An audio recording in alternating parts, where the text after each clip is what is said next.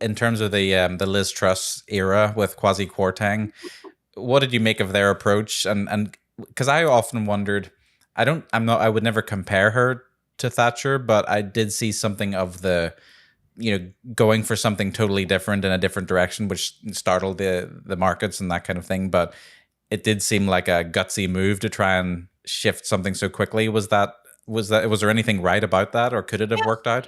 I mean, there was, and actually, if you read the papers the very next day, as opposed to 2 days later, if you read them the very next day, the Conservative press were saying, "Oh, this is the first Conservative budget we've had in God knows how long." Right. I mean, there was a tendency to welcome it, and I think that she had all the right principles and she was on all the right lines, but, very big but, she made a complete mess of doing it. I mean, she did not prepare the markets. She didn't talk to anybody, such as the Office for Budget Responsibility. She didn't have any preparation ready for when the attacks would come. And above all, of course, she had filled her cabinet, I mean, silly girl, filled her cabinet with all her own supporters. Right. There were none there from the other side of the Truss angle. Now, you look at the big Thatcher cabinets, and they had right and left. I mean, they had people like Heseltine and Ken Clarke who were on the left. Big performers. I mean, Heseltine and Clarke were great secretaries of state.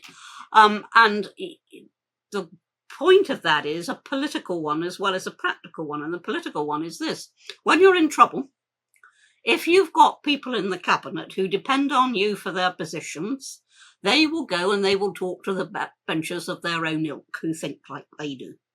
She had nobody to do that for her, because the only people sitting around that cabinet table were already acolytes, if you like. They were already, absolutely signed up to her agenda. It was a stupid thing to do. I mean, any lack of elementary ars politica, that was.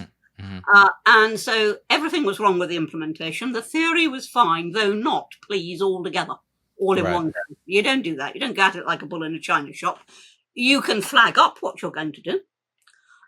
You can say, we intend to reduce the rate of VAT, and then that makes businesses abroad look at us to see if we're attractive and competitive, good place to be. You can say, we're going to do this, but you do things step by step by step. Right. You don't do the whole lot at once. Thatcher didn't do the whole lot at once. No. We brought down the top rate of tax to 60, and then it came down eventually to 40, but it was done like that. It wasn't just all done in one go. I didn't know it was even as high as that. I don't think I realized that the tax rate came down to 60%. The tax rate came down to 60, and then it went from 60 to 40. And everybody said, this is going to cost the Exchequer. Well, it didn't, because the yield from that tax group went up, because suddenly there was no point in tax avoidance schemes. You didn't have to take the money offshore. There was every point in a bit of extra effort and a bit of extra risk. But they did it properly in stages. And that's what Liz Truss couldn't see. She went at the whole thing, just like in a china shop. Well, that interview, I'm struggling to remember his name, but the MP had came out with to speak to the BBC after the whole shambles that happened in Parliament with the arguing and the crying and the confidence vote. that whole, really the day that defined her leadership, where he came out and said that the people who had put her in or given her voted for her, just to get a position in the cabinet. He was like, I hope you're happy because this is where we've ended up. You backed her to get this position in the cabinet, but you're going to be out of there in no time. So I think that's a bit unfair. That sounds to me like pretty sour grapes.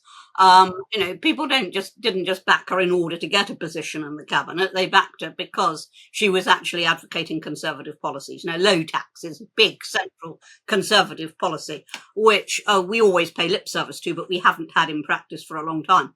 And people voted for her because she said she was going to deliver that. And you can't take away from her that she tried to, but she just went about it the wrong way.